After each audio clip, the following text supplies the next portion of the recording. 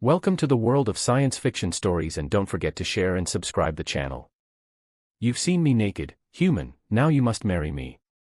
Cole Mercer had exactly 3 things on his mind that morning: fixing the hydraulic lift in Bay 4, avoiding a conversation with Lieutenant Griggs about paperwork, and finding out which idiot replaced the station's entire coffee supply with eco-sustainable herbal tea. None of those plans involved an alien ship dropping out of orbit like a drunk mosquito slamming into a windshield. The sirens didn't even go off properly.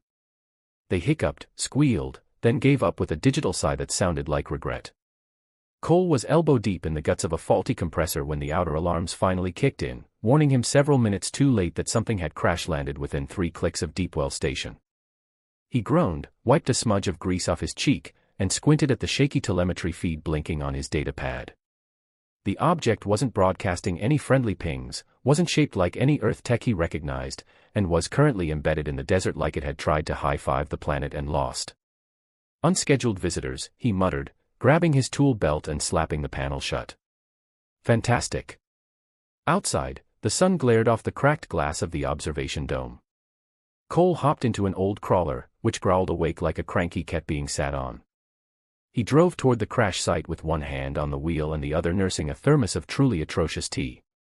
The wreck was still smoking when he arrived, half buried in red sand. It looked like it had once been elegant, smooth hull lines, mirrored plating, strange glyphs etched across the surface, but now it resembled an interstellar pretzel. Panels hissed steam. Something that might have been an engine was twitching like it was having a bad dream. Cole circled the wreckage, tapping his earpiece. "Griggs, you seeing this?"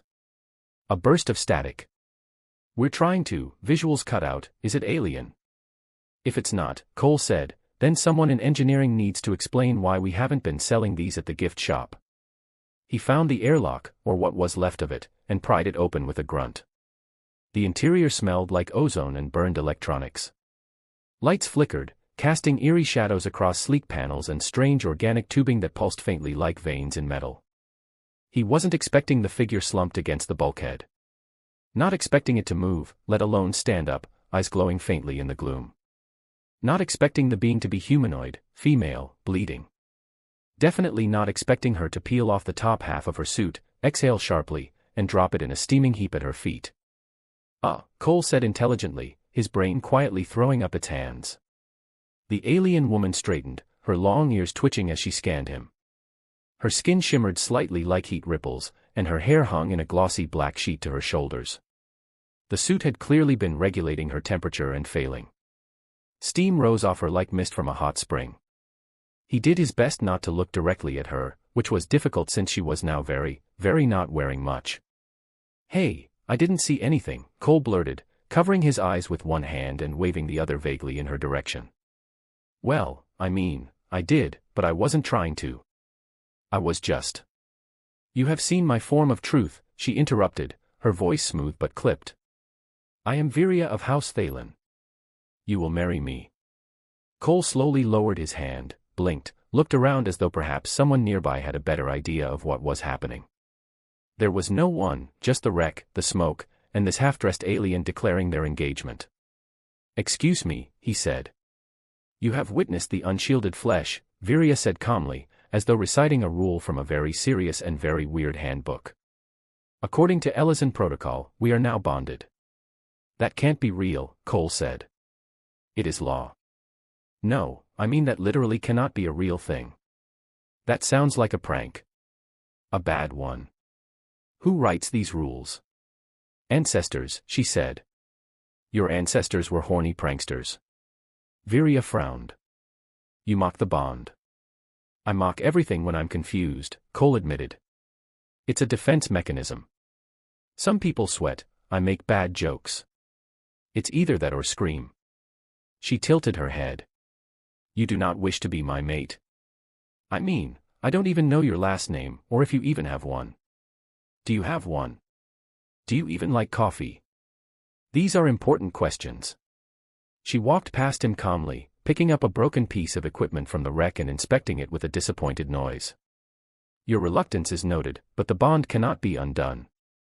"Well, I have a strict no marriage on first sight policy." "Too late." They stared at each other. Somewhere in the distance, something exploded gently. Cole rubbed his temples. Okay, let's start over. Are you injured? Minor burns, bruising, one cracked rib. You sure you're not just saying that because you think I'm your betrothed? She blinked slowly. Do you not have healing protocols for mates? Oh, we've got protocols, Cole muttered. Mostly chocolate and apologies. He sighed. All right, you win. Temporarily. Let's get you out of this wreck before something explodes and we both end up married and on fire. She followed him without question, her bare feet oddly silent against the metal. Back at the crawler, Cole handed her his oversized coat. She examined it like it might bite her, then draped it over herself with regal indifference. During the bumpy ride back, she sat perfectly straight, as if her spine had been cast in titanium. Cole stole glances at her ears, which twitched periodically like antennae catching invisible signals. So, Viria, what brings you to our dusty corner of nowhere? Diplomatic mission. I was ambushed. Lucky you. You landed in the armpit of humanity. She looked puzzled. You're made of arms. Cole grinned despite himself. We are absolutely going to need to work on idioms. They hit a bump, and she bumped into him, then leaned back without apology. This union, she said after a moment, will be educational. Cole just stared ahead at the rising silhouette of Deepwell Station, its spires gleaming like crooked teeth against the sky. Oh, he muttered, you have no idea. The moment Viria stepped into Bay 4, she wrinkled her nose like someone had offended her ancestors. She looked around at the piles of scrap, half-dismantled engines, and the very persistent smell of machine grease with the expression of a queen who just discovered her throne was a milk crate. This is your dorsal, she asked. This is my shop, Cole corrected, shooing a three-legged cleaning bot out of the way. My dorsal is a glorified closet with a mattress and a lamp that occasionally electrocutes me. You'll love it. Viria turned a slow circle, eyes lingering on a busted cargo lifter that was being held together with wire, hope, and a deep personal vendetta against gravity. She picked up a bent wrench from the floor and inspected it like it might explain something about human civilization. This place is structurally unsound. You're not wrong, Cole said, but I'm very emotionally attached to it. She gave him a sidelong glance.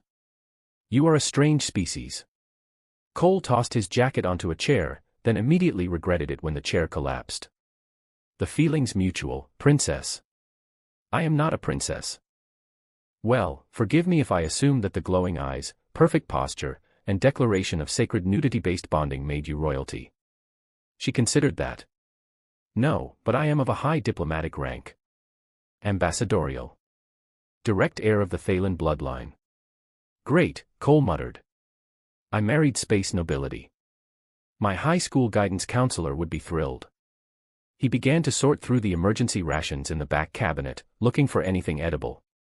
Viria had already claimed the least dusty surface in the room and was inspecting a circuit board with the air of someone trying to figure out whether it might be alive. What is this? She asked.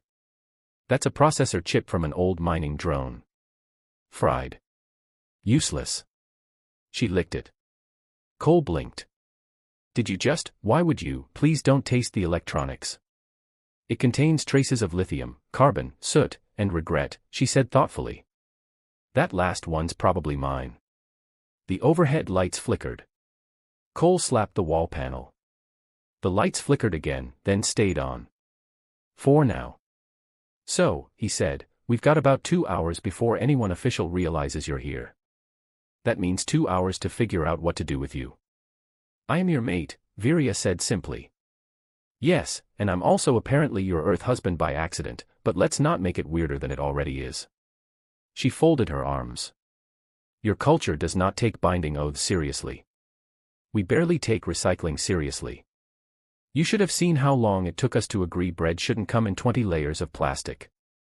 There was a sharp ping from Cole's comm console. He pulled up the message and frowned. Command sniffing around.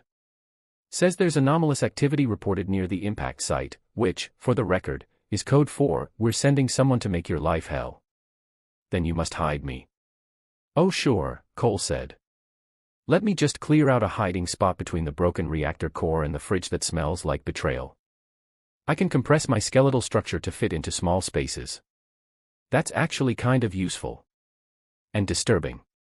Cole walked over to the maintenance hatch beneath the workbench and pried it open. It led into the substructure of the station, low clearance, warm, filled with pipes and occasional suspicious noises. Cozy, he said. Make yourself at home. Viria knelt and slipped into the hatch like a shadow. She paused halfway, ears brushing the edge of the opening. If you betray me, she said, my people will harvest your organs in alphabetical order. Cole blinked. That's weirdly specific. She vanished into the dark. 5 minutes later, Lieutenant Griggs stormed into the shop like a man determined to ruin someone's lunch break. Mercer, he barked. What in God's name fell out of the sky this morning? A space rock, Cole said smoothly. Had a bad attitude. Very inconsiderate. Griggs narrowed his eyes. Telemetry says it decelerated. Maybe it tripped. You didn't happen to see anything suspicious, did you? Only my reflection. Do you know how long it's been since I've slept properly? Griggs scowled. We're dispatching drones to the site. You better not be hiding anything, Mercer. I've got enough paperwork to drown a small planet. I would never hinder your dreams of death by bureaucracy. When Griggs finally left, muttering about requisitions and suspiciously sarcastic mechanics, Cole closed the door, leaned back against it, and exhaled. A faint voice echoed from under the bench. The loud one has poor scent discipline. That's sweat and rage, Cole said. It's how he maintains authority. Viria re-emerged, dust in her hair and a spiderbot clinging to her leg. She flicked it off with regal annoyance. Your station is infested. That's not an infestation. That's Barry. He lives here. Barry beeped in protest and scuttled under the fridge. I require sustenance, Viria said. Right. Rations. Let's see what I've got that won't cause interstellar digestive incidents. He rummaged around and produced a vacuum-sealed pouch of noodles, a protein bar that had seen better decades, and a bottle of blue liquid labeled, hydration supplement, flavor, ambiguous. Viria took a sip and immediately made a face. This tastes like metal sadness. Yep, Cole said. That's the flavor. She chewed slowly on the protein bar, eyes narrowing. This food contains irony. You don't know the half of it. The station's lights flickered again. Somewhere in the walls, something coughed smoke. Cole leaned back in his chair, watching Viria wrestle with the stubborn packaging of the noodles. You know, he said, for someone with a fancy title and a planetary law degree in accidental marriage, you're pretty chill. I am adapting, she said. Your species is bewildering. We get that a lot. She finally got the noodle packet open and stared at it like it had betrayed her on a personal level. Why does your food resemble worms? It's a culinary tradition we call settling. He tossed her a fork. She caught it without looking. I suppose we will need to decide what to do next, she said. Yep, Cole replied. We're going to have to lie low, dodge bounty hunters, outwit the authorities, and figure out if this accidental marriage of ours comes with dental. She looked at him curiously. What is dental? You'll find out, he said grimly. Oh, you'll find out. Cole woke to the sound of his comm unit screaming, not the polite digital chirp of a normal incoming call, but the full Banshee whale alert he'd installed after 3 near-miss fuel line explosions and 1 very enthusiastic raccoon. He slapped the console until it shut up, then groaned and rolled out of bed. Viria was sitting cross-legged on the floor of his quarters, apparently meditating. A small orb hovered in front of her, rotating slowly and emitting a faint violet glow. Morning, Cole muttered. Please tell me that thing doesn't explode. It regulates neural alignment, she said without opening her eyes. It does not explode unless miscalibrated. So there's a chance. There is always a chance. Cole pulled on a shirt and checked the comm logs. The station's central AI, lovingly referred to as Tina, technological interface for neural assistance, had flagged an incoming vessel with license markings, Ellison. As in Viria's people. As in probably the kind who'd be deeply interested in picking up their missing diplomat bride and vaporizing the human who'd seen her without pants. We've got company, he said. I heard the alert. You meditate through it. I was in a trance state. You think loudly. I do not think loudly. I think perfectly normal volume thoughts. Your mental signature is like a freight transport filled with goats. Well, that explains a lot. Cole pulled up the orbital telemetry. The Ellison vessel had dropped out of FTL just outside the local security grid. No hails, no declarations, no transponder. Just lurking like a cat deciding whether or not to murder a shoelace. Do they know you're here? He asked. They will suspect. I broadcast a distress pulse before I crashed. It would have been picked up by a scout array. Fantastic. That's exactly what I wanted, a dramatic alien retrieval team stomping through my station with space guns and cultural superiority. Viria stood, adjusting the band of synthetic cloth Cole had loaned her as a substitute for whatever Ultratech wardrobe had burned up in her wreck. She looked, in Cole's opinion, absurdly comfortable for someone facing diplomatic crisis. We must speak to your leaders, she said. I don't have leaders. I have supervisors who hate paperwork and pretend I don't exist until something explodes. Then we go to your command hub. Also known as the break room. It has stale pretzels and a coffee maker that makes threats. She ignored that and walked out. Cole scrambled to follow. Deepwell Station's command hub was on level C, nestled between the water recycling tanks and the data core they all pretended wasn't slightly radioactive. The door opened to reveal Commander Hale, who looked like she hadn't slept since the previous solar cycle. She was nursing a cup of black liquid labeled, "Caution, chemical burn risk." When she saw Viria, she froze. Merc, Hale said slowly. Why is there an alien in my break room? It's kind of a funny story, Cole began. It is not funny, Viria said. It is a sacred bond. She crash-landed, took off her suit, I saw her elbow, apparently that's enough to get married where she's from. There was a misunderstanding. I have claimed him, Viria added helpfully. Hale blinked twice, then drained her cup.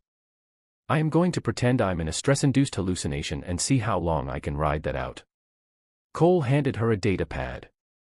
We've got an unannounced Ellison vessel holding position. No comms, no ID. Hale skimmed the report, frowning. This reeks of diplomacy. And possibly war. I prefer elopement, Cole said. Less paperwork. Viria stepped forward. We must contact them. I will explain the situation. They will not harm my bonded. Please stop calling me that in front of my boss. Hale pinched the bridge of her nose. Do I even want to know what your people do to humans who witness the unshielded flesh? In most cases, Viria said, we negotiate trade terms and forge family alliances. In most cases? Cole asked. In some cases, she admitted, a duel is initiated. But that tradition is quaint. Cole made a high-pitched noise. Define quaint. Bloodless. Usually. Great. Fantastic. Can't wait. Hale activated the external comms array. If they want a parley, they'll get one. But if anyone tries to duel my mechanic, I swear I'll feed them to the oxygen scrubbers. They would not fit, Viria observed. Metaphor, darling, Hale said, deadpan. Within the hour, the Ellison ship finally responded. It decloaked, not just invisible on sensors, but literally shimmering into existence like an arrogant ghost ship, and locked onto the station's docking arm. The boarding party was announced with a sterile chime and a hiss of decompressing airlocks. 4 figures stepped through, tall, severe, wearing segmented armor that looked equal parts ceremonial and functional. Their leaders' ears were even longer than Viria's and braided with silver threads. Viria Thalen, the leader said. You have violated contact protocol. I was shot down. And yet you bonded with a native. I did not choose to be rescued in the nude. Rescue protocols require mutual exposure to formal greetings only. I was on fire. The leaders I shifted to Cole. And this is the male. Cole raised a hand. Hi. Human. Not interested in duels, arranged marriages, or space politics. Huge fan of not dying. You are insignificant, the Ellison said. Yeah, I get that a lot. There was a pause as the leader reviewed a holographic document, probably a list of ancient rules and dramatic consequences. By law, he said, we cannot unbind a witness bond without arbitration. Great, Cole muttered. I love being legally entangled through awkward nudity. Your sarcasm is noted. A tribunal will be assembled. Will there be snacks? Silence. Rude. Viria stepped between them. He has shown me hospitality, protected me, fed me inedible things. He is mine. Those are very low standards, one of the guards whispered. Cole sighed. Listen, if we're doing this tribunal thing, I want a defense lawyer and a translator. Preferably one who doesn't think sarcasm is a disease. Hale crossed her arms. He gets both. And if your tribunal comes within a millimeter of hurting my staff, I'll personally reprogram your ship to speak only in bad Earth pop lyrics. The Elysian leader blinked. Is that a threat? No, Hale said. It's a service. You should try the 80s. Very educational. The Elysian blinked again. Tribunal convenes at dawn. They swept out with the kind of dramatic cape swirl that made Cole deeply suspicious of their tailoring budget. Cole turned to Viria. Dawn.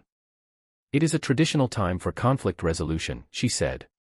Where I'm from, Cole muttered, it's a traditional time for coffee and resentment. Viria placed a hand on his shoulder. I will defend our bond.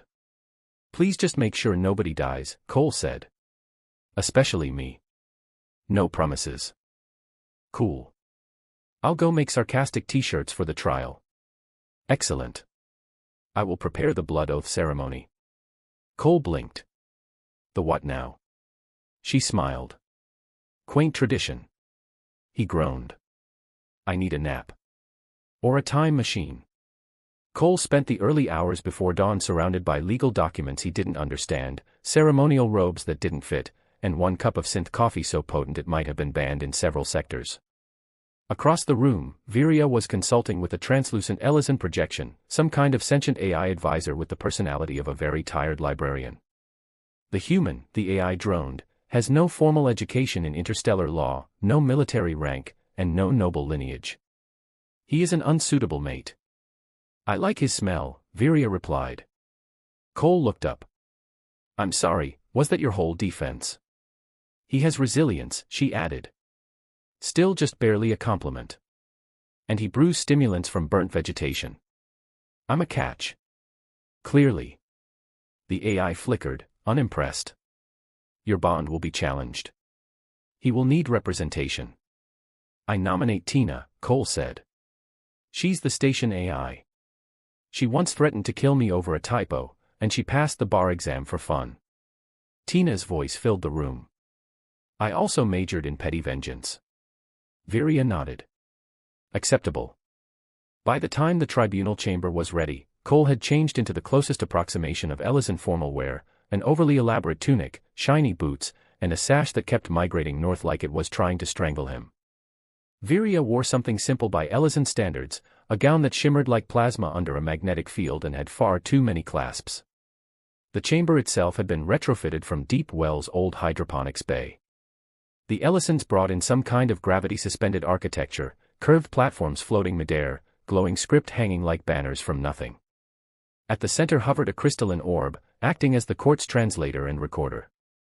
Cole whispered, do I bow or salute or just? Don't insult anyone's mother or their tail symmetry. I thought you didn't have tails. Not visible ones. The tribunal opened with all the theatrical gravity of a solar eclipse. The three judges wore mirrored masks and spoke through harmonic filters that made everything sound like it was being narrated by a chorus of dignified bees.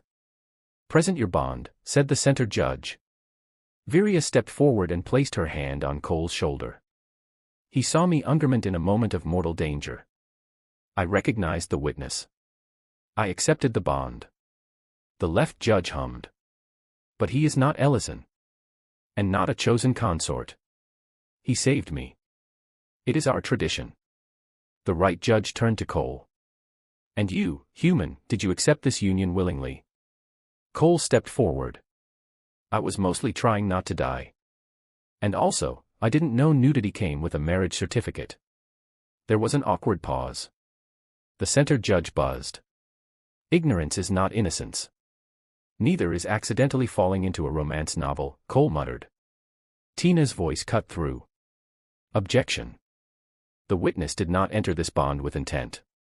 His cultural framework lacks the context to understand the consequences of visual exposure. The judges conferred via flickering pulses of light. The room dimmed and surged with each cycle of their deliberation. The left judge finally spoke. The bond may be annulled through ritual disavowal. Unless contested. A murmur ran through the Ellison spectators. Viria's hand tightened on Cole's. I contest, she said. Cole turned to her, eyes wide. You what now? I do not wish the bond undone. You want to stay married to me. You are flawed, impulsive, loud, and your station smells like fungus. This is sounding very pro-divorce. But I find you compelling. The judges emitted a harmonic tone. A contest invokes the proving. Cole blinked. That sounds suspiciously like a thing that involves pain. It's a test of compatibility, Viria said. Mental. Emotional. Biological. Define biological. There will be scanning. Just scanning. And some mild exposure to selective pressure simulators. That doesn't sound mild. The tribunal summoned a platform from the floor. It rose slowly, etched with glowing Ellison runes. Begin, the judges said in chorus. Cole stepped onto the platform. So did Viria. The orb above them flared, and a dome of light snapped shut over the space. Inside, the world changed. Cole blinked. They were suddenly standing on a rocky cliff, surrounded by a roiling alien sea.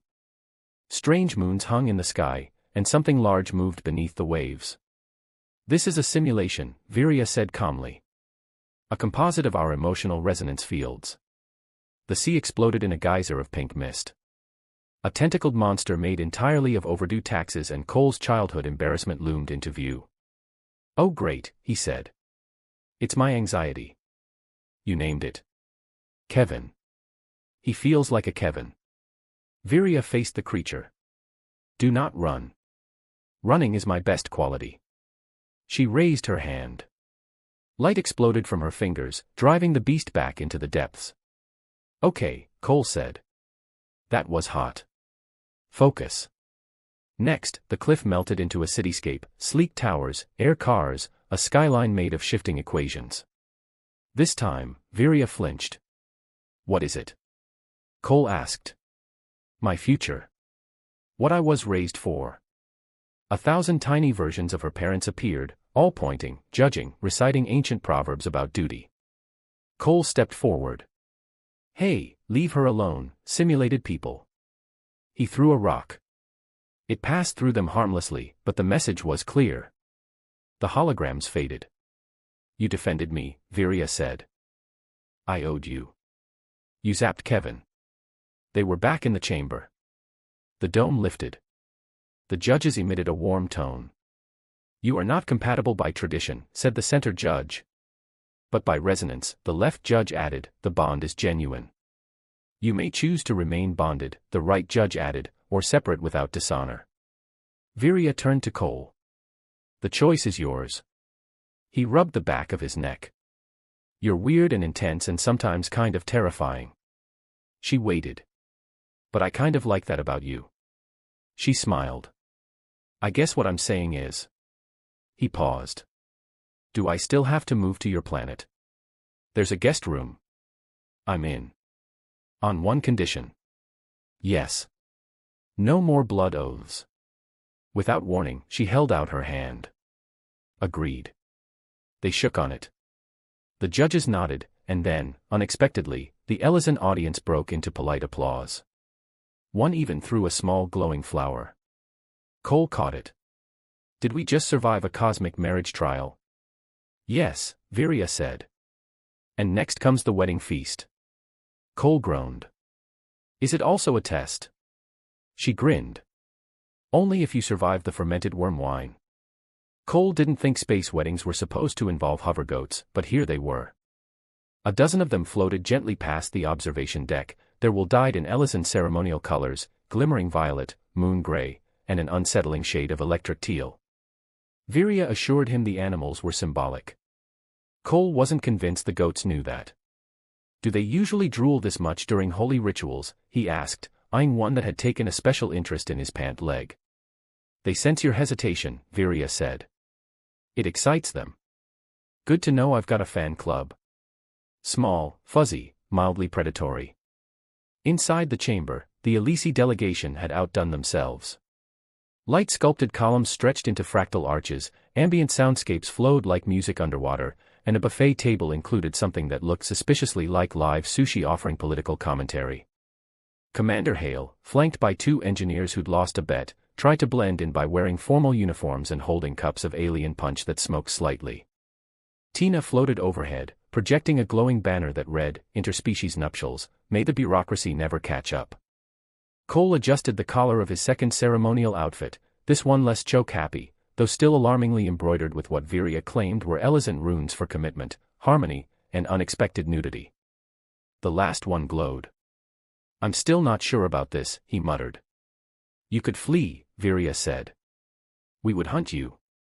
Slowly. With honor. Tempting." They stepped onto the joining platform, which levitated 6 feet off the ground and glowed warmly underfoot. An Ellison officiant rose from a pool of liquid data and began the rites, chanting in a tone that felt like it tickled Cole's brain. When the moment came to speak, Cole hesitated, not because he didn't want to, because he did. "I was a guy who talked to engines more than people," he said. "I liked machines. I didn't have to explain myself to a hypercoil regulator or argue with a plasma line. Then you crash through my roof, naked, and start explaining cultural laws with the calm of someone ordering lunch." Viria nodded. "You're welcome." And somehow, that changed everything. I realized I could care about someone again, that I wasn't just pieces left over from a war, or a station tech too stubborn to take a vacation. You made me see myself differently. Viria touched his hand. And you reminded me I was not just a diplomat, not just my duty. You saw me when I was falling apart, and you made jokes. Terrible jokes. They're getting better. They are not. The officiant sealed the bond with a resonance pulse that felt like laughter in his bones. The crowd cheered. The goats bleated in agreement. One headbutt a senator. No one minded. The feast afterward was a blur of new tastes and confused taste buds. Cole tried something that tasted like optimism mixed with orange rind. Hale gave a toast that ended with, "He may be terrible at filing reports, but he's apparently good at marriage." Diplomatic ties between Earth and Elisara officially opened 2 days later. Cole got a commendation for preventing a cultural incident via accidental engagement, which made him snort soda through his nose.